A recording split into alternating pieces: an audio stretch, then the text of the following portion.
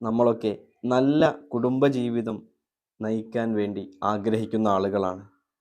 ഏറ്റവും നല്ല ഇണകളായിട്ട് നല്ല രീതിയിൽ ജീവിക്കുമ്പോൾ മാത്രമേ കുടുംബത്തിൽ സന്തോഷം നിലനിൽക്കുകയുള്ളൂ.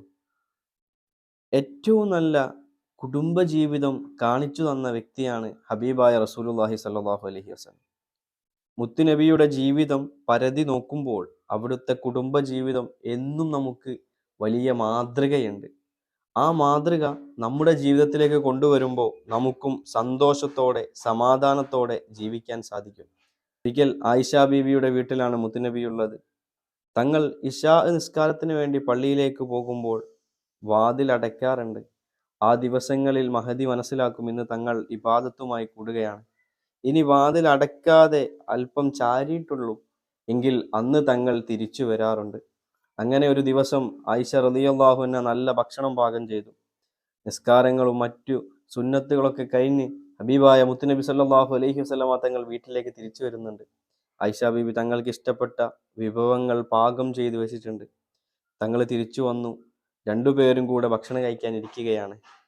കൂട്ടമായിട്ട് ഭക്ഷണം കഴിക്കുമ്പോൾ എത്രമാത്രം സന്തോഷമാണ്. നമ്മൾ കൂട്ടുകാരൊത്ത് ഭക്ഷണം കഴിക്കും, ഫാമിലി ഒത്ത് ഭക്ഷണം കഴിക്കുമ്പോൾ അതിൽ വലിയ സന്തോഷവും ബറക്കത്തുമുണ്ട്. പണ്ട് കാലങ്ങളിലൊക്കെ ഭാര്യ ഭർത്താക്കന്മാർ ഒരുമിച്ചിരുന്ന് ഭക്ഷണം കഴിച്ചിരുന്നു. എന്നാൽ ഇന്ന് അതിൽ നിന്ന് മാറ്റം വന്നു.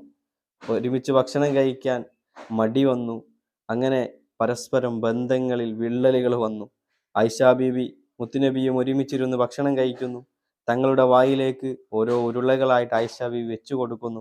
അവിടുന്ന് സന്തോഷത്തോടു കൂടി ആയിഷ ബീവി മുത്തുനബി സല്ലല്ലാഹു അലൈഹി വസല്ലമ തങ്ങൾ ആയിഷ ബീവിയോട് പറയുന്നുണ്ട്, ആയിഷ, നിന്റെ ഭക്ഷണത്തിന് എന്ത് രുചിയാണ്, നിന്റെ കൈപുണ്യം വലിയ രുചിയുണ്ട്. അതുകൊണ്ട് തന്നെ അള്ളാഹു നിനക്ക് ബറക്കത്ത് നൽകട്ടെ.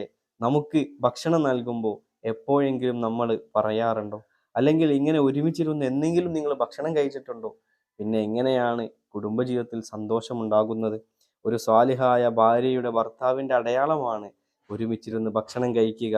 ഭക്ഷണം ഉണ്ടാക്കി തരുന്ന ആൾക്ക് വേണ്ടി റബ്ബിനോട് പ്രാർത്ഥിക്കുക. മുത്തുനബി ആയിഷ ബീവിക്ക് വേണ്ടി അള്ളാഹു നിനക്ക് ബറക്കത്ത് ചെയ്യട്ടെ ആയിഷ എന്ന് പ്രാർത്ഥിക്കുന്നുണ്ടായിരുന്നു.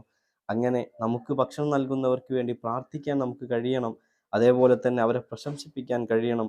ഒരുമിച്ചിരുന്ന് ഭക്ഷണം കഴിക്കാൻ കഴിയണം.